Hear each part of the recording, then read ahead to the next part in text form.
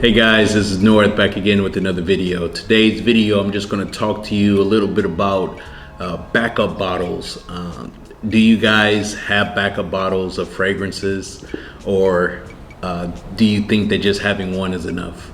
So today I just want to talk to you about a couple of fragrances that I do have backup bottles of. I'm not a big component of buying a bunch of backup bottles, even if I love it.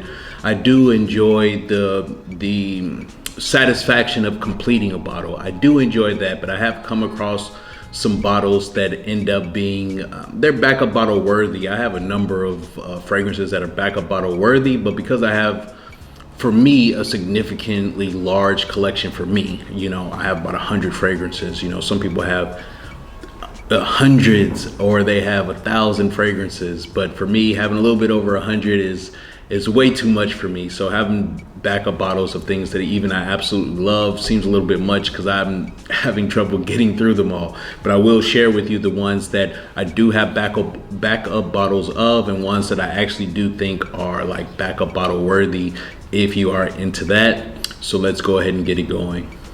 Now, this is going to be a short list. I only have a couple of fragrances that I have backup bottles of, and one of them is Body Kouros from Yves Saint Laurent. This one I love. This is one of the most slept on designer fragrances of all time. I mean, nobody hardly talks about it, and it's just a wonderful scent. I love it in either iteration. So the reason I have a backup bottle of it is because when I saw that they had these the older presentation bottles like this, that has this at the bottom, before they switched it to the traditional Kouros bottle, I was searching for it.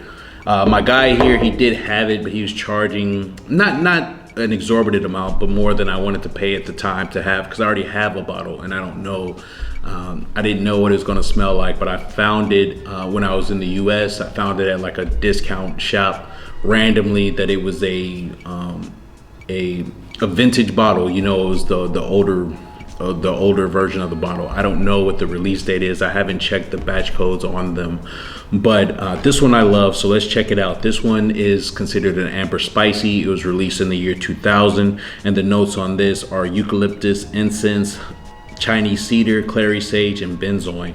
So this is a like a slightly medicinal, sweet benzoin kind of incense type of feel. It's a sweet scent, but it's not gourmand. It's something that it smells nothing like Kouros at all. Not one note probably is similar to it. So I think that's probably where the injustice was done to this scent, is that they used the word Kouros in it, because this is just an awesome scent. It's another one of those scents that could be signature scent worthy. It's one of those scents that I think that nobody would find offensive. Some people may not like it, but it's not something that you would find offensive. If you wore it at work, you'd probably get compliments. Nobody would say you have on too much of it or anything like that. It's just an awesome scent. And so when I found that older version of the bottle, I definitely had to pick it up. And again, I've worn both of them, but I don't detect any huge differences from the two. And again, I haven't checked the batch numbers on them. That's my first backup bottle, couple of backup bottles that I have in my collection. The next fragrance I want to mention is from the house of Guerlain, and this is another super slept on fragrance, a designer fragrance at that, but it's from the house of Guerlain. I think this is probably the most slept on normal level as far as pricing Guerlain fragrance that is out there, and this one is Chants d'Aromes. I forget exactly what that translates to. Song of Aromas or something like that. But this one is considered a Chypre Floral.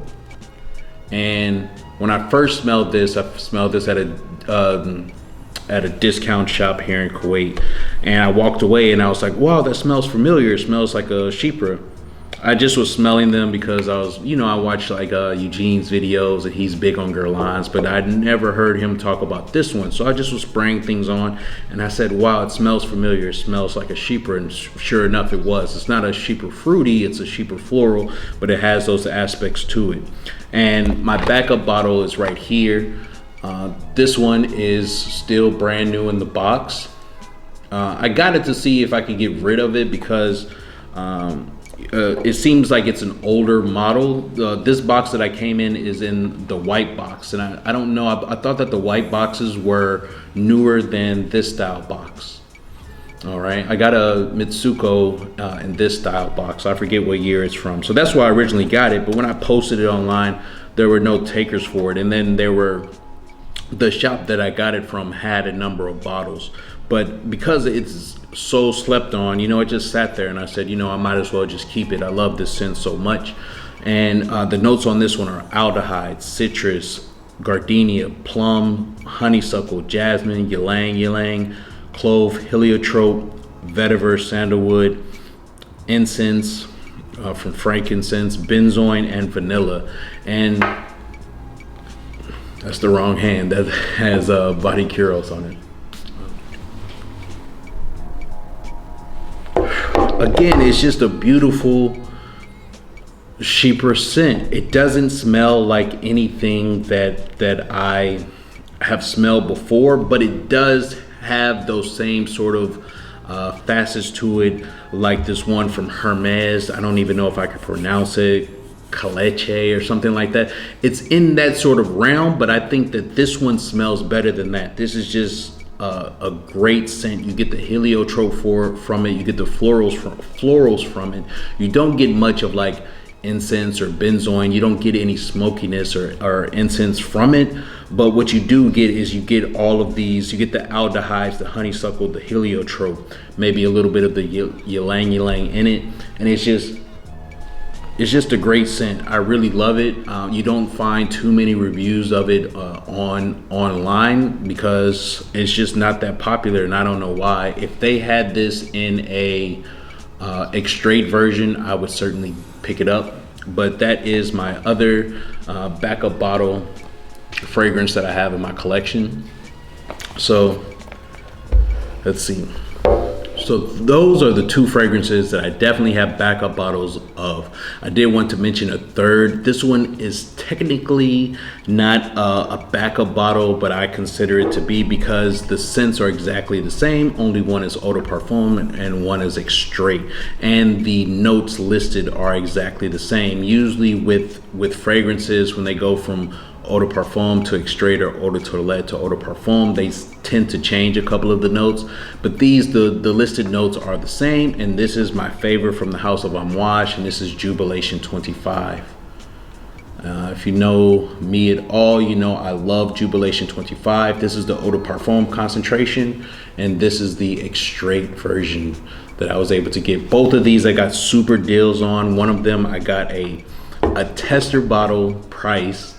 Then the tester bottles normally come with no cap. They usually come with this little metal cylinder thing that goes on there. So I got a tester bottle price. And when it came in, it was full presentation with the magnetic cap. So I was super surprised and excited about that.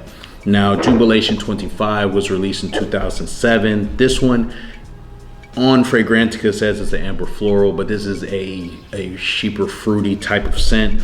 And even the notes listed on it, I can't say that I even trust these listed notes, because there's literally, not that it smells like, it definitely doesn't smell anything like Chypre Palatine, but it just is just, the notes listed just don't seem to be what I get from it. But the notes are ylang-ylang, rose, tarragon, lemon, incense, labdanum, myrrh, amber, vetiver, patchouli, and musk.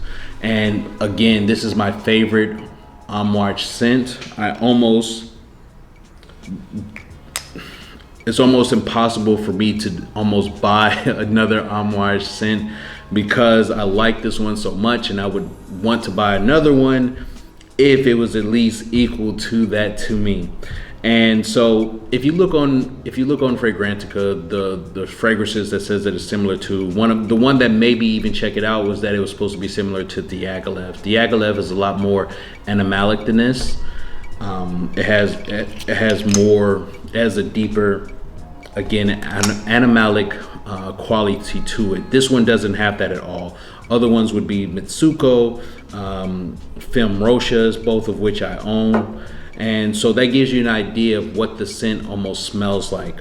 It doesn't smell like exactly like any of those, but it is in that same ballpark. It is more in the ballpark of, like, say, Mitsuko or Diaghilev than Chance the Aromes is. It's more in the realm of that, but it's its own thing. It's definitely a unique sense within the Chypre realm, and that's why I'm so happy to have the Eau de Parfum and the Extrait. So I told you the story about how I got the Eau de Parfum. The last one about the Extrait, I got this for a super deal as well, because these run, I believe, $350, maybe a little bit more from the Amouage official website. You don't find them in the boutiques at all, and I found it on fragrancenet.com for about 45% off of the retail price. So while I was home, back home in the States, I was able to order it and get it in. I think I told the story when I compared both of them. So again, this is one of my top 5 fragrances in my collection. I just love this to death. I can't even really explain to you why, because I mean I love Mitsuko. I just really fell in love with Chypre fragrances, so that's pretty much the reason why. So again, the last one I wanted to mention is Jubilation 25, Eau de Parfum, and the Extrait 100 ml and 50 ml. So I'll ask again, do you guys have backup bottles of anything? If you do, let me know what you might have backup bottles of. And also let me know if you don't find having backup bottles to be beneficial in any reason, and just let me know why. Again, I want to thank everybody that has subscribed to the channel. I do appreciate your support, and I will see you on the next one, guys. Peace.